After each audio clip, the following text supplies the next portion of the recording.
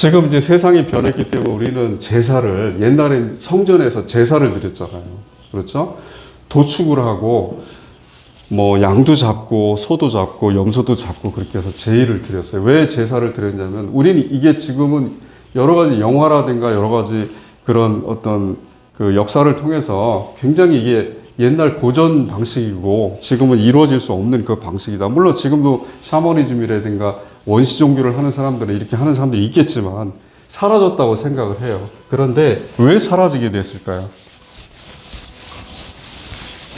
우리가 만든 문명은 아니죠. 물론 이제 그리스도인들도 포함이 되어 있겠지만 이 세상이 점점점 과학이 발달하고 문명이 발달하면서 그러면 세상이 변해왔잖아요. 지금까지. 변해오면서 삶의 방식이 바뀌었잖아요. 옛날에 지금 유목을 하는 사람들도 있지만 유목을 하면서 주로 농사를 지면서 사는 그런 원시적인 삶이었고 그 삶 속에서는 제의를 드리는 것이 당연한, 이게 이상하지 않은 삶이었지만 문화가 바뀌고 여러 가지 도구라든가 기술과 문명이 발전하면서 그런 원시적인 삶에서 벗어나서 직업이 다양화되고 하면서 지금 이렇게 삶이 바뀐 거예요. 그런데 예수님이 활동하신 그 1세기 초에 그 당시에는 여전히 목축과 유목이 성행을 했고 그래서 예루살렘에 성전이 있었어요. 그 성전에서는 여전히 제의가 이루어졌고 무슨 얘기냐면 하나님께서 구약에서 양을 잡고 소를 잡고 레위기 민수기에 나와 있는 그 많은 그런 명령하신 것들이 만약에 지금 시대가 바뀌지 않고 그대로 유지가 됐다면 현재도 그렇게 해야 된다는 얘기예요. 그러니까 그 시대에 맞게 그 시대의 사람들에게 적합한 방식으로 하나님을 섬기는 방식을 알려준 거예요. 그게 제의예요. 그게 제의고 지금 현대를 살아가는 사람들에게는 우리가 지금 하고 있는 이 예배 형태예요. 이 형태로 알려주신 거예요. 그래서 함께 모여서 찬양을 드리고 예배를 드리고 하는 거예요. 똑같이. 그런데 어찌됐든 중요한 거는 만약에 시대가 지금 현재도 1세기와 같은 시대라면 우리는 여전히 번제를 드리고 화목제를 드린다. 그러니까 그 자체 행위에 대해서 얽매이지 말라 하는 게 있어요. 그리고 또 하나 뭐냐면은 이제 제사를 드리는 걸 제의라고 그래요. 제사를 드리는 어떤 그 방식, 형식, 그 의미를 제의라고 하는데 이 제의는 어찌됐든 우리가 하나님께서 이제 구약에 보면은 어떤 식으로 물두멍을 만들고 그 다음에 장식을 꾸미고 하는 것까지 다 지정을 해주셨어요. 그 이후에 드리는 이 구약을 지나서 그 이후에 드리는 제의에 대한 제의 형식은 다 사람들이 만들었어요. 그렇죠? 이 제의 중에는 뭐가 또 포함되어 있냐면 전통도 들어있어요. 유대인들의 전통도. 이것도 사람들이 만들었어요. 사람들이 만든 그 내용 자체보다 하나님은 하나님의 마음을 따르는 걸 원하시는 거라 이 뜻이면 그게 맞아요. 신앙이라는 것은 하나님의 마음을 따르는 것이 원래 그것이 맞고 물론 이렇게 제의도 구약에 나와 있듯이 율법을 하나님께서 지정해 주셨듯이 율법을 하나님께서 지정해 주신 건 하나님의 마음이죠. 그죠? 모세오경에 나와 있는 우리가 토라라고 하는 그 모세오경에서 제의를 하나하나 형식을 정한 거는 그것도 하나님의 마음이 맞아요. 맞는데 이것은 누굴 위해서 한 거냐면 사람들이 살아가는 그 삶을 위해서 지정을 한 거고 하나님의 마음, 여호와의 마음을 따르는 것은 이 사람들 위해서 하는 게 아니고 하나님의 마음이 본 뜻이 무엇인가를 나타내시는 거예요. 원래 마음이. 그래서 하나님의 마음을 따르는 것이 훨씬 더 중요하고 이게 뭐냐면은 29절에 나와 있는 것처럼 하나님을 사랑하는 것과 이웃을 내 자신과 같이 사랑하는 것. 이게 그 마음이에요. 그래서 그걸 착오를 하면 안 됩니다. 우리가 드리는 예배가 우리 자신을 구원할 수 있느냐? 그렇진 않아요. 우리 자신의 구원과 관련이 있느냐? 우리가 구원을 향하여서 나아갈 때 도움이 되느냐? 그렇진 않아요. 더 중요한 건 뭐냐면은 그리고 시대가 바뀌었어요. 조금 전에 말씀드린 대로 시대가 바뀌어서 우리가 살아가는 삶의 모양이 바뀌었어요. 삶의 형태가 바뀌었어요. 방식이, 양식이라고도 하는 이 삶의 형태가 바뀌었기 때문에 우리가 또 앞으로 또 어떻게 바뀔지 몰라요. 그 바뀌더라도 이런 모든 것들, 그러니까 지금 현재 우리가 드리는 예배 형식이라든가 또 성찬이나 세례라든가 찬송이라든가 기도라든가 아니면은 무슨 부흥회를 하든가 여러 가지 방식이 있는데 이게 바뀔 수 있어요. 바뀔 수 있어요. 지금까지 바뀌어왔고, 이건 중요하지 않다는 얘기예요. 어떤 식으로 바뀌어도 상관없습니다. 이것은 이제 우리가 중요한 건 뭐냐면, 이렇게 하는 그 동기, 계기, 마음이 무엇이냐, 원인이 무엇이냐, 이걸 보는 거예요. 하나님께서는. 왜 그렇게 하느냐? 왜 너희가 지금, 우리가 지금 11시에 모이죠? 어디는 9시에 모이죠? 이것도 사실은 예전에 과거에는 11시 그 시간에 반드시 지켜야지만이 마치 제사를 지내듯이 그렇게 엄수하지 않으면, 그것을 반드시 지키지 않으면 하나님께 죄를 범한다, 이렇게까지 생각을 했어요. 잘못된 생각이잖아요. 그렇듯이 이 형식은 중요하지가 않아요. 중요한 건 뭐냐면 처음에 제가 말씀드렸듯이 마음이에요. 하나님께서, 예수님께서 이렇게 계시잖아요. 서 계시잖아요. 이렇게. 그죠? 여기 예수님 마음이 있다고 상상을 해봐요. 그 다음에 여기 세상이 있어요. 그럼 우리가 눈이 이렇게 있잖아요. 우리 자신들 그리스도인들이. 우리가 바라볼 때 우리는 예수님 만약에 안 계시면 바로 보겠죠. 이렇게. 그죠? 세상을 바라보겠죠. 그러면 우리가 바라보는 세상은 우리가 어떤 식으로 보든 지금 현재 우리가 보고 있는 세상이에요. 우리 눈에 보이는 세상. 보이는 세상이에요. 보이는 세상. 이 보이는 세상 안에 나 자신도 들어있어요. 나 자신도 들어있어요. 그런데 이렇게 보이는 세상을 만약에 예수님이 없이 보면은 그냥 세상 사람들이 보듯이 보는 거예요. 그러면은 누가 우선순위가 되냐면은 내가 우선순위가 돼요. 다른 사람들보다. 내가 우선순위가 돼서 나 자신을 위하여 살 수밖에 없어요. 만약에 이 중간이 없으면. 그런데 이 중간이 있고 우리가 이렇게 해서 바라본다 그러면은 예수님께서 세상을 바라보시는 그 방식으로 보는 거예요. 그럼 예수님께서 세상을 어떻게 바라보셨어요? 예수님은 하나님이신데 하나님이 죽기까지 세상을 사랑하셔서 인간이 되셔서 인간을 위해서 죽음까지 이르셨잖아요. 처음에 말씀드린 대로. 그렇게 똑같이 세상을 보는 거예요. 그러면은 이 안에 있는 나를 위해서 내가 우선순위가, 이게 예수님이 안 계셨을 때는 내가 우선순위였다가 그때 지금 말씀하신 것처럼 내 이웃을 내 자신과 같이 이렇게 생각하라는 그렇게 내 자신보다 사실은 예수님은 당신 자신보다 더 세상을 사랑하셨기 때문에 세상을 위해 죽었잖아요. 그런데 적어도 너희는 내 이웃을 내 자신과 같이는 사랑하라. 적어도. 이것도 사실은 우리 인간에게는 이렇게 내가 먼저인 사람에게는 그런 인간의 본성에는 지키기 어려운 거죠. 내 자신과 같이 사랑한다는 그 자체가. 그렇지만 적어도 너희가 이렇게 해야지만이 어디에 이를 수 있다? 구원에 이를 수 있다. 이렇게 얘기를 하는 거예요. 그런데 사실은 내 이웃을 내 자신과 같이 사랑하라는 것이 이렇게 표현할 수밖에 없어요. 불가능해요. 절대 사람은 다른 사람을 자기 자신과 같이 사랑할 수가 없어요. 그런데 어찌됐든 구원에 이르기 위해서는 그렇게 사랑을 해야 된다. 그런데 똑같이 지금 동일하게 되어 있는 것처럼 표현이 되어 있잖아요. 여러분 이상한 생각 안 드세요? 하나님을 내 목숨을 다하고 마음을 다하고 목숨을 다하고 뜻을 다하여 힘을 다하여 하나님을 사랑하는 것과 내 이웃을 사랑하는 것이 마치 이렇게 동등하게 나와 있어요. 그렇죠? 하나님을 사랑하는 것과 이웃을 사랑하는 것이 동등하게 나와 있어요. 동일하게. 같은 비중으로. 그러니까 저것이 원래는 그것이 하나님을 사랑하는 것이 먼저고 그것이 그 다음에 이웃을 사랑하는 것이 그 다음이고 이렇게 뭔가 차별이 있는 것 같은데 표현상으로는 같이 되어 있어요. 왜 같이 되어 있냐면 조금 전에 제가 그려드린 그림 같은 거예요. 예수님께서 세상을 사랑하는 그 마음이 구약시대에도 있었어요. 똑같죠. 왜냐하면 저게 신명기 6장에 나와 있는 내용이에요. 그러니까 토라에서도 구약의 사람들 지금부터 3,500년 전의 사람들에게도 저 마음이 똑같이 있었어요. 오늘 서기관이 밝히듯이 서기관들, 1세기의 서기관들도 저 사실을 알고 있었어요. 조상들이 그렇게 생각하고 있다는 사실을 알고 있었어요. 그런데 결국에는 예수님께서, 하나님께서 신명기 6장에 나와 있는 3,500년 전에 나와 있는 구약시대의 사람들과 만나시는 그 하나님도 지금 우리가 알고 있는 예수님과 동일한 존재라는 거예요.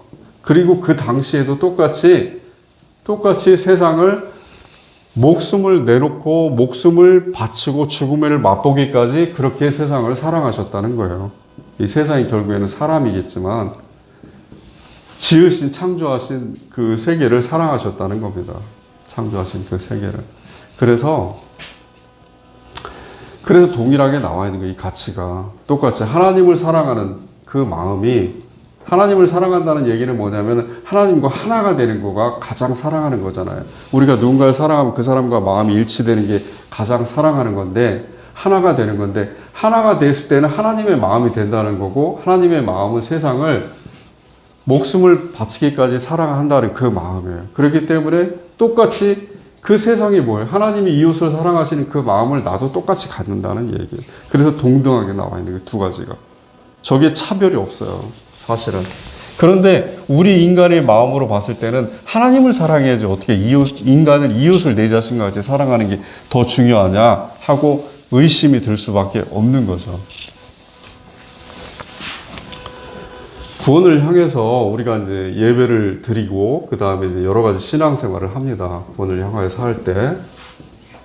그런데 실제로 그 구원에 대해서 처음에 제가 소두에 말씀드린 것처럼 사람은 성경에 나와 있는 그 내용만 가지고는 자기가 천국에 어떻게 가는지, 그 다음에 천국은 어떤 모양인지를 상상할 수가 없어요. 천국이 어떤 형태로 되어 있고, 그 다음에 내가 궁극적으로 구원을 받았을 때 구원이 어떤 모습과 어떤 삶의 형태로 내게 다가올지 사람은 몰라요. 그런데 중요한 게 있어요. 그 사람이 여러 가지 이렇게 얘기를 하죠. 내가 가는 천국은 슬픔도 없고 고통도 없고 또 뭐 여러 가지 지금 현재 인간으로서 살아오면서 느꼈던 어떤 괴로움들, 그런 것들이 없는 곳이 그런 천국이다 이렇게 표현을 하고, 또 어떤 사람은 굉장히 뭐 물질에 대해서 힘겨운 그런 삶을 살았던 사람은 천국에 가면 금은보화가 가득하고 그 다음에 물질적으로 부족한 게 없고 여러 가지 생각을 합니다. 그래서 어떤 사람은 또 자기가 사랑하는 그 이별한 사람과 다시 만난다든가 여러 가지 상상을 해요. 근데 이런 것들이 다 뭐겠어요? 우리가 지금 경험하는 것들이잖아요. 그죠? 그리고 심지어 성경에 나와 있는 성경 저자들이 기록한 내용들도 요한계시록에 보면 그런 게 많이 나오는데, 천국이 뭐 금으로 돼 있고 은으로 돼 있다. 사실은 이렇게 표현하는 천국이 천국에 대한 기대를 떨어뜨려요. 천국이 어떤 곳이다 하는 것에 대해서 우리가 지금 인간적으로 이 세상에서 맛보는 경험하는 것들을 가지고 천국을 상상함으로 해서 천국에 대한 신앙, 기대가 떨어져 버려요. 그래서 믿음에서 떨어져 나가는 그런 그게 참된 어떤 평가입니다. 그렇게 하면 안 돼요. 그래서 천국은 뭐냐면은 예수님께서 천국을 어떻게 표현하셨어요? 다 비유로 하셨잖아요. 비유로 하셨어요. 실제로 천국은 어떤 것이다 하고 설명을 할 수가 없어요. 천국은. 비유로만 말씀하신 이유가 뭐겠어요? 천국에 대해서 너희에게 천국이 어떤 곳이다, 구원을 받은 삶이 어떤 것이다 하고 아무리 예수님께서 설명을 하신다고 하더라도 그 설명하는 것을 너희가 이해하려면 너희의 언어로 설명을 해야 되고, 그 다음에 언어로 너희의 설명을 한다는 얘기는 뭐냐면 너희가 경험한 것들로만 그렇게 설명해야지만 너희가 알아들을 수 있다. 그런데 너희가 경험할 수 있는 것 위에 있기 때문에 너희 경험할 수 없는 그런 표현할 수가 없어요. 우리는 이제 신학에서 초월이라고 하는데 이 초월적인 삶이 바로 천국의 삶이기 때문에 그래서 천국을 표현할 수 없다 이렇게 예수님께서 비유로 그렇게 하신 거고, 사실은 그렇게 비유로 말씀하신 거는 뭐냐면은 이렇게 하는 사람도 있어요. 비유로 하나님께서 말씀을 하셨기 때문에 그리스도인들은 그 사실을 깨닫고 그 다음에 세상 사람들은 성경을 읽어도 무슨 내용인지 모를 것이다. 그렇진 않아요. 그리스도인들도 모르고 비유로 말씀하셨을 때 그 다음에 세상 사람들도 몰라요. 제자들이 몰랐잖아요. 이 내용에 대해서 모릅니다. 하나님은 우리가 천국에 대해서 정확하게 알길 원치 않으실 수도 있어요. 왜냐하면은 우리가 인간이 이 세상에 살아가는 그 삶 속에서 우리가 발견하고 목격한 것을 가지고 천국을 만약에 상상을 하면은, 그러면 천국에 대해서 분명히 우리 타락한 인간은 기대를 하지 않게 될 것이고, 그러면 하나님을 향한 그 마음이 점점 떨어질 것이기 때문에 그렇게 하는 거예요.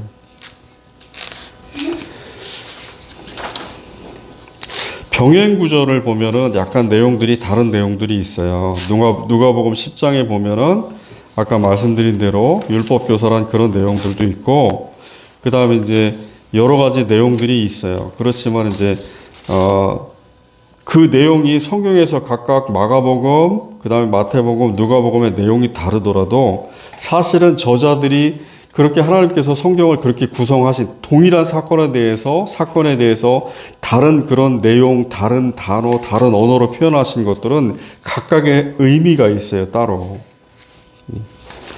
그리고 또 하나 이제 여러분이 알아야 될 게 뭐냐면은 계속 반복해서 말씀드린 거지만 구약 시대의 사람들이 생각하는 구원은 뭐냐면은 그냥 이 세상에서의 육체적인 삶이에요. 우리는 복이라고 그러죠. 이게 구약 시대의 구원이에요. 그리고 심지어 구약 시대에 그러니까 구원이라고 표현하는 그런 단어들이 히브리 말로 굉장히 여러 가지가 있어서 한 4가지 정도가 표현이 되어 있는데 이 내용들이 대부분 다 육체적인 삶과 관련이 있어요. 우리가 지금 생각하고 있는 구원, 그러니까 죽은 후에 영원히 가는 그런 구원하고는 다른 거였어요. 그것도 여러분이 꼭 아셔야 돼요. 그래서 우리가 구약 본문을 통해서 지금 현재 우리가 희망하는 구원을 향하여서 사는 그 신앙을 구약 본문을 통하여서 우리가 배울 수 있다고 생각하면 그거는 좀 다른 의미예요. 정확하게 우리가 이해를 할 수가 없어요.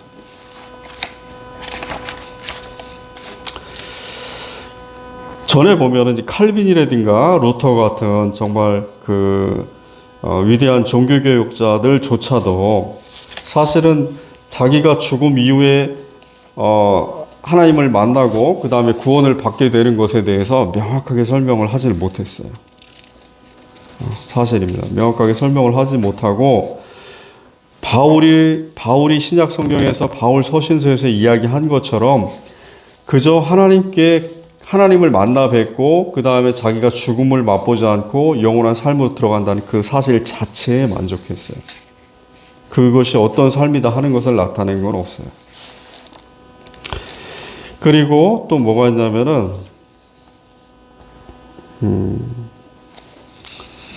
우리 구원에 대해서 이야기를 하니까 구원이 사실 모호한 그런 주제이기 때문에 사실 우리가 구원에 대해서 그냥 일반적으로 평이하게 구원은 어떤 것이다. 구원은 우리가 이제 구원을 어떻게 생각을 할까요? 구원에 대해서 우리가 생각을 할 때 죽지 않는 것? 그냥 이 정도 차원으로만 생각을 하나요? 보통은 이제 그렇게 생각을 할 거예요. 그냥 죽지 않고 영원한 삶을 사는 것. 사실 이거보다 더 큰 것은 없어요. 구원이. 그런데 지금 말씀드렸듯이 계속 말씀드리듯이 우리가 영원히 사는 그 삶을 우리가 상상을 할 수가 없어요. 영원히 산다는 게 뭘까? 우리 지금 시간 속에서 살아가고 장소와 이 공간 속에 살아가는데 이걸 벗어나서 영원한 삶을 산다는 게 도대체가 뭘까? 우리가 영화에서 많이 본 그런 삶일까? 영화에 그런 게 많이 나오잖아요. 영원한 삶을 사는 어떤 그런 표현들이. 근데 그렇지도 않아요. 영화에 나와 있는 삶도 결국에는 우리가 살아가는 이 세상에서의 경험을 가지고 만든 거기 때문에 그것도 아니에요. 그래서 영원한 삶이 뭐냐면은 천국을 갔는데 그 천국이 만약에 이 땅과 비슷한 그 삶이라면은 지금 현재 제가 천국에 대해서 갖고 있는 기대가 많이 떨어질 거예요. 그래서 어떤 사람들은 그렇잖아요. 자기가 이 세상에서 굉장히 느꼈던 어떤 절망, 그 다음에 두려움, 그리고 고통스러운 어떤 그 마음 때문에 더 이상 이 세상에서 이렇게 살아가는 그 삶을 놓는 사람들도 있잖아요. 그게 뭐겠어요? 천국이 만약에 이 땅의 삶과 똑같이 뭔가 이 세상의 메커니즘과 비슷한 구조를 갖고 있다면 천국에 대해서 사람들이 갖고 있는 그 희망이 많이 떨어질 거예요. 갖지 않을 거예요. 그래서 예수님은 사실은 그것을 누구보다도 하나님 우리를 지으신 창조자시기 때문에 우리 마음을 아시니까 굳이 너희들이 생각하는 그 경험상에 너희가 꿈꾸는 것으로 천국을 상상하지 마라 하고 알게 하길 원치 않으신 거예요. 사실은. 그렇게 생각하지 않을 수가 없어요. 그래서 요한계시록을 사람들이 성경을 잘 안 읽는 이유도 있어요. 요한계시록이 굉장히 두려운 종말에 대한 이야기도 있지만 요한계시록에 나와 있는 특히 19장에서 22장까지 나와 있는 그 천국에 대한 묘사, 이것이 실제 천국을 꿈꾸는 많은 사람들에게, 그 과거에는 모르겠어요.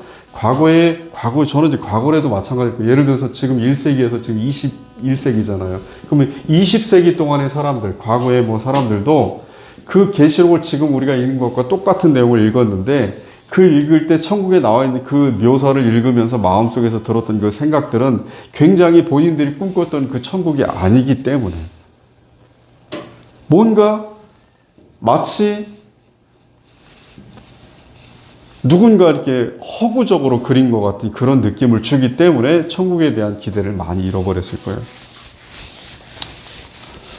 이런 거예요, 여러분. 지금도 이단들, 사이비들 보면은 황금궁전 막 이렇게 세우잖아요. 그죠? 이거 어디서 나온 거냐면은 황금궁전을 세우고, 이것이 다 어디서 나온 거냐면 성경에서 나온 거예요. 성경에서. 요한계시록에서. 계시록에 나와 있는 거 보고 똑같이 지은 거예요. 그래서 황금궁전에 들어가고 벽도 장식도 다 굉장히 화려한 것들로 하고 옷도 치장하고, 그러면서 그게 요한계시록에 사도 요한이 묘사한 그런 굉장히 화려하고 굉장히 영광스럽고 그런 모습을 그리는 거예요. 그런데 이것을 보면서 나 저기 들어가서 저런 삶을 살래 하는 그걸 꿈꾸는 사람이 누가 있겠어요? 말도 안 되는 거죠.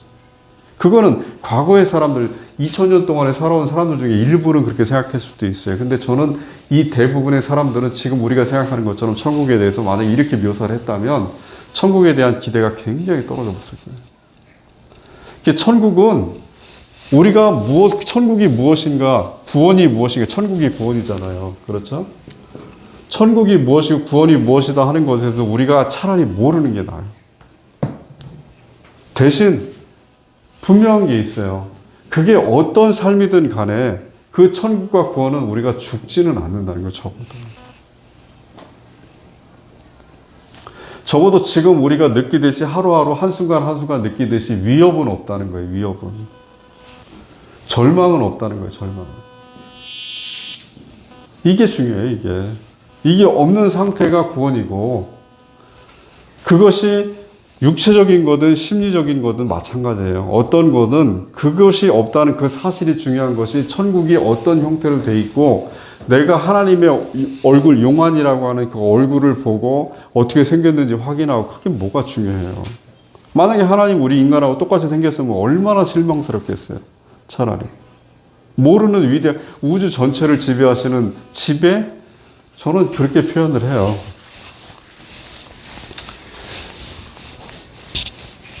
이런 게 있어요. 위대한 신학자들도 이렇게 표현을 해요. 화해한다고. 또 이제 화목이라고 하죠. 여러분 많이 이 화목을 더 많이 들어보실 거예요. 하나님께서 예수님 본인의 아들을 이렇게 이 지상에 인간으로 내려가게 하셔가지고 죽음을 맛보게 하셔서 죄인된 인간들과 화목하게 하셨다. 화해를 하셨다. 이렇게 표현을 해요. 하나님이 인간하고 화해를 왜 하십니까?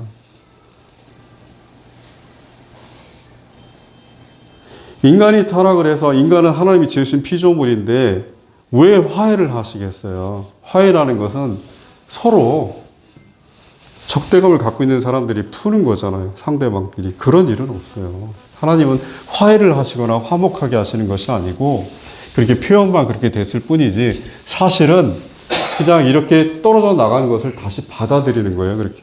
그냥. 이건 화해를, 서로 이렇게 적대자들이 싸우다가 이렇게 하나로 융합되는 것이 아니고 떨어져 나간 것을 그냥 받아들이고 용서하시는 것. 그 뜻이 맞는 표현입니다. 그리고 이제 하나 상상해 볼 수 있는 게, 이제 마지막 구원에서 상상해 볼 수 있는 게 뭐냐면은, 우리가 처음에 구원에서 벗어났다 이렇게 표현하는 것을 성경에서는 어떻게 표현하냐면, 에덴 동산에서 쫓겨났다 이렇게 표현을 해요.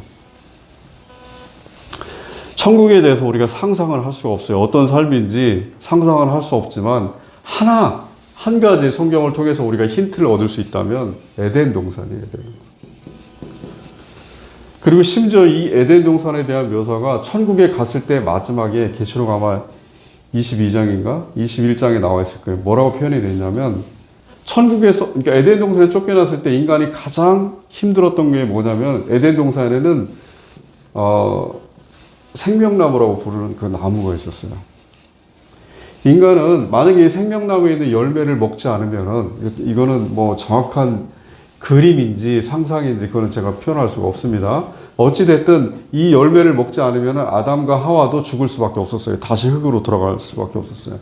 그런데 이 생명나무가 있는 이 유일한 에덴 동산에서 쫓겨났어요. 그러니까 생명나무가 없으니까 어떻게 됐어요? 900년을 살았지만, 950년을 살았지만 아담과 하와는 죽었어요. 그 다음에 점점점 수명이 떨어져서 지금은 70년, 80년, 지금 좀 올라갔지만 그렇게 살아요. 그렇게 죽게 된 거예요. 어찌됐든 생명나무가 없다는 게 어떻게 보면 구원에서 우리가 이야기하는 이 구원에서 떨어져 나간 거예요. 그런데 계시록 21장에 보면은 생명나무가 있는 그 동산으로 다시 돌아간다 이렇게 표현이 돼요. 그러니까 에덴 동산이 우리에게 보면은 굉장히 천국이 어떤 곳인가에 대한 소망을 주는 힌트가 될 수가 있어요. 그러면 사실은 그럴 것 같아요. 여러분도 아시다시피 변화산에서 예수님께서 굉장히 아름답고 환한 모습으로 영광스러운 모습으로 변하셨어요. 그리고 변화산에서 변화된 그 모습처럼 부활하신 후에 갈릴리 바닷가에서 제자들을 만나실 때 음식도 드셨고 이야기도 하시고 모습도 보이셨어요. 그런데 예수님은 살아계시면서도 그리고 육체를 가지고 계신 그 몸이면서도 그러면서 변화된 몸을 가지고 계셨어요. 그런데 그러면 이것도 하나의 힌트가 돼요. 예수님의 변화된 몸이 우리가 이제 구원을 받은 사람들이 죽음 후에 이제 부활을 할 거 아닙니까? 부활이 구원이잖아요. 그렇죠? 부활이 구원이에요. 근데 부활 후에 어떤 모습으로 어떤 몸으로 변하는가 하는 것을 보여주는 거예요. 예수님의 몸이. 그러니까 새롭게 변화된 몸을 가지고 에덴 동산에 들어가는 거예요. 다시. 뭐 그렇게 표현할 수밖에 없습니다. 에덴 동산이라는 그런 삶 속에 사는 거예요. 그러니까 우리가 영화에서 봤던 어떤 영적인 존재들이 신령하게 이렇게 다니는 거하고는 달라요. 실제 이건 제 성경 그대로 설명을 드리는 거예요. 그렇게 드릴 수밖에 없기 때문에 저는 목사로서. 그런데 그런 모습으로 사는 것이, 이렇게 사는 것이 어떻게 보면은 다른 상상을 하는 것보다 더 위로 같아요. 에덴 동산에 에덴 동산 여러분이 상상할 때 무슨 뭐 파라다이스 무슨 굉장히 대자연 이렇게 상상하실 수도 있어요. 그런데 그것보다는 훨씬 더 뭔가 좀 다른 모습을 가지고 있을 것 같아요. 그 동산이. 그리고 여러 가지 그런 것을 상상할 때 우리 마음속에 드는 판단들이 있어요. 여러 가지 그걸 판단하는 것들이 있는데 그 판단하는 과정이 사실은 별로 필요하지 않는 그런 원형의 상태? 그게 에덴 동산의 모습이고 그 에덴 동산에서 변화된 예수님의 몸을 가지고 몸을 입은 사람들이 사는 거예요. 한 가지 더 말씀드릴게요. 그렇게 살기 위해서 이제 이렇게 해서 이제 구원이 완성이 됐어요. 완성이 됐는데, 내 자신을 같이 내 이웃을 사랑하라 할 때, 그 이웃 있잖아요. 이웃? 그러니까 우리가 누군가를 사랑하는데 그 이웃이 누구냐면은, 다른 데 묘사하기로는 그 이웃이 강도를 당한 사람이에요. 강도를 당한 사람이에요. 그렇게 표현이 됐어요. 뭐냐면은 이렇게 표현할 수밖에 없었을 거예요. 아마 강도를 당한 사람에게 제사장도 레위인도 다 도망갔어요. 반대 방향으로 도망갔어요. 그걸 보면서. 근데 예수님을 믿지 않는 사마리아인, 적대감을 가진 사람이 강도를 당한 사람을 도와주고 그 사람을 위하여서 자기 전 재산도 바쳐요. 그게 이 중에서 이제 네가 생각할 때 누가 그러면은 참으로 하나님을 섬기는 사람이냐 했을 때 사마리아인이라고 했고, 그 사마리아인이 이웃이라고 했어요. 이 강도를 당한 사람의 이웃이라고 했어요. 이 강도를 당했다는 게 뭐냐면은 사실은 그게 어떤 사람이든 간에, 물론 이제 전체적으로 볼 수는 없어요. 어떤 말씀이냐면 부하거나 명예가 있거나 아니면 높은 자리에 있거나 이런 사람들이 강도를 당했다 하고 볼 수는 없어요. 그런데 사실은 그런 사람으로 다 봐야 돼요. 이 사람들까지 다 포함하면은 전체 모든 사람들이 다 이웃에 해당한다는 얘기예요. 특별히 강도를 당한 사람뿐이 아니고 모든 전체인들이 그리스도인들에게는 이웃이 돼요. 그게 불교인이라도 예. 천주교인이라고? 이슬람이라도? 네. 아니면은 뭐 살인자라도? 네. 그럼 우리 지금 생각하고 있는 상식하고 맞지 않지 않느냐 하고 물어볼 거예요. 맞지 않아요. 근데 예수님은 그렇게 말씀하시는 걸 우리가 어떻게 하겠어요? 예수님이 살인자라고 또는 뭐 누구 뭐 어떤 사람이고 어떤 이슬람이라고 해서 예수님께서 십자가에 달리실 때 너 빼 그렇게 하셨겠어요? 예수님께서 육체의 몸을 입고 하나님이 인간이 돼서 내려오셨을 때 이 사람들 빼고 했겠어요? 모든 사람을 위해 죽으셨어요. 나를 믿는 모든 사람은 다 내 자녀로 삼겠다. 그렇기 때문에 차별할 수 없는데 그 예수님의 마음을 가진 그리스도인들이 똑같이 이 사람들을 차별할 수는 없잖아요. 같은 마음이니까. 그래서 이 사람들 똑같이 다 이웃이에요. 이 사람들 어떻게 하라고? 내 자신같이 사랑하래요. 왜? 예수님께서 그렇게 사랑하셨으니까 예수님의 마음과 네 마음을 하나로 만들면은 예수님의 마음이 네 마음이 되고 그러면 네 자신을 사랑하듯이 너 자신이 뭐겠습니까? 인간이 추구할 수 있는 가장 궁극적인 가장 존귀한 존재가 뭐라고 모든 인간에게 그걸 물어보면 자기 자신입니다. 뭐 나는 뭐 드라마에 보면 뭐 누굴 사랑한다, 뭐 내 자신이 더 귀하다, 아니면 뭐 이렇게 얘기를 하잖아요. 누굴 위해서 뭘 할 수 있다 이렇게 얘기하지만 사실은 진실되게 얘기를 하면은 모든 인간은 자기 자신을 사랑할 수밖에 없어요.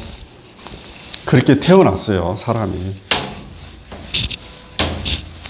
그러니까 자기 자신을 위해서는 무엇이든 할 수 있는 그 인간의 마음, 그 본성을 그 인간을 지으신 하나님은 누구보다 잘 알고 계셨기 때문에 네 자신을 사랑하듯이 다른 사람을 사랑하라 이 뜻이에요. 또 하나가 뭐냐면은 여러분 이제 반복적으로 제가 말씀드린 거지만 사람은 나라는 게 있고 이제 타인이 있잖아요. 우리 타자라고 부르는데 이게 다르다고 생각을 하잖아요. 나와 타자가. 근데 사실은 하나님이 보시기에는 같은 존재들이에요.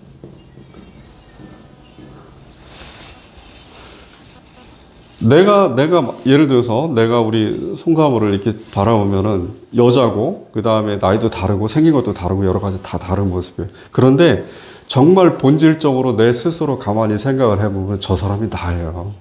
우리 같은 존재들이 다.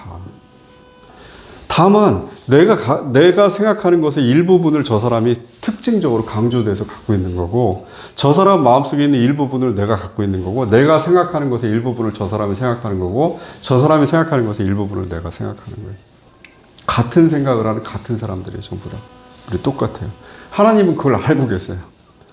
사람이 예를 들어서 아무리 위대한 사람이 아무리 위대한 생각을 한다 하더라도 아무리 바보 같은 사람이 있다 하더라도 그 사람이 비록 뭔가 기능적으로 문제가 있어서 생각을 못하거나 아니면 그거에 대해서 판단을 못하고 이런 순간이 있을 뿐이지 사실은 우리는 나와 타인이 다른 부모에게 태어나고 다른 이름을 갖고 다른 어떤 형태로 태어났다 하더라도 사실은 같은 존재들이에요. 같은 존재. 그래서 여러분들이 다른 사람을 볼 때 저 사람이 어떤 예를 들어 누군가 이렇게 보면 저는 진짜로 그래요. 저는 이렇게 길을 가다가 누군가 이렇게 보면은 그 사람이 굉장히 어떨 때는 뭔가 잘못하는 것을 볼 때도 있고 또는 어떤 뭔가 좀 마음에 들지 않거나 이런 모습을 볼 때도 있어요. 그런데 그게 나는 나 자신이라고 생각을 해요.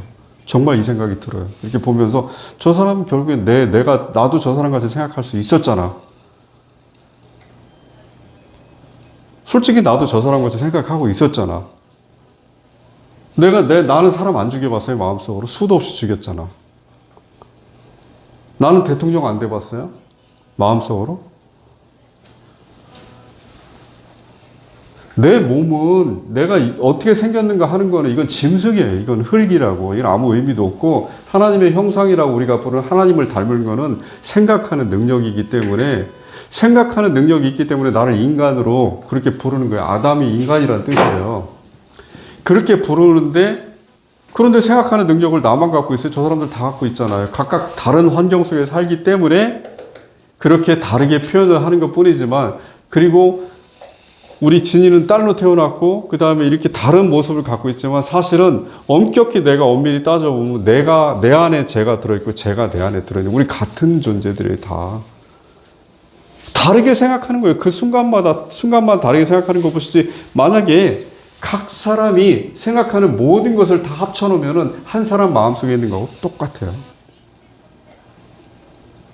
지식? 뭐가 이게 뭘 대단해요. 아무것도 의미도 없지. 뭐 새로운 어떤 지혜? 선견지명? 다 똑같아요. 다. 능력? 인간의 능력의 차이가 뭐가 있어요? 나는 방언을 한다? 무슨 차이가 있어요? 아무 차이도 없어요. 하나님 보시기에는 우리가 사실 똑같은 존재이기 때문에 저렇게 말씀하신 거예요. 너가 잘 모르고 있는데 저 사람이 강도 맞은 사람이든 이슬람이든 누구든 너 자신이야.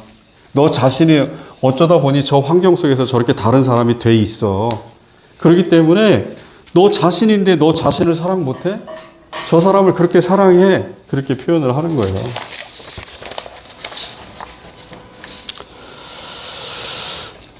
제가 오늘 말씀을 전하면서 이 본문이 좀 많이 헷갈리는 부분들이 있어서 처음에 많이 서두에 좀 당황스러운 면들이 있었습니다.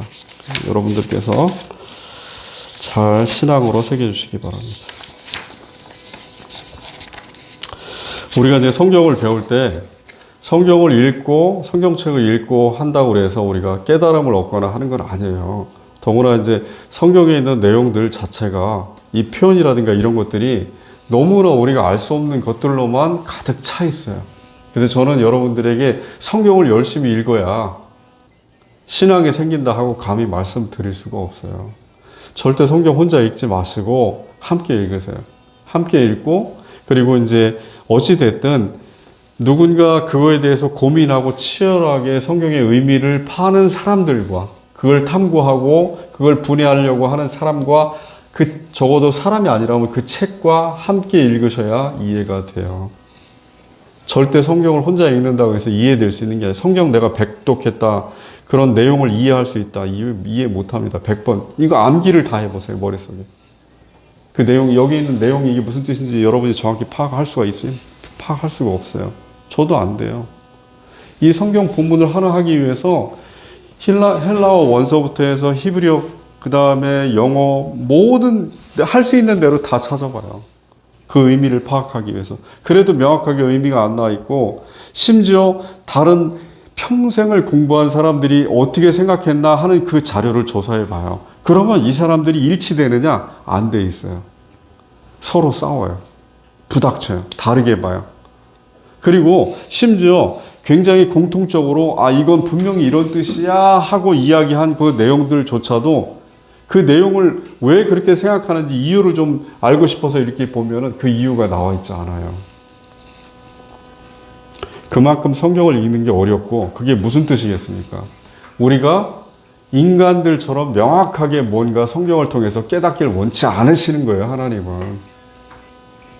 차라리 너는 모르면서 갈급해해라. 너는 조급해하고 마음속에서 갈증을 느끼고 두려워해라. 이것을 하나님께서 원하신다.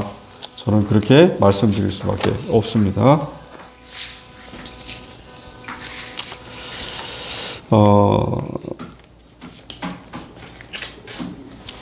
구원을 향하여서 우리가 어찌됐든 하나님을 섬기고 하나님을 사랑한다는 그 마음, 그것을 잃지 마시고 또 하나님께서 내 이웃을 내 자신과 같이 사랑하라 하신 그 말씀을 그냥 말로만이 아니고 실제로 우리 삶 속에서 예배나 이렇게 이런 공동으로 드리는 이 예배보다 하나님께서 우리에게 원하시는 그 뜻을 실제 따르는 하나님의 마음을 갖는 것이 훨씬 더 중요하다고 말씀하신 것을 깊이 새기면서 참된 신앙생활을 유지하시기를 주님의 이름으로 축원드립니다.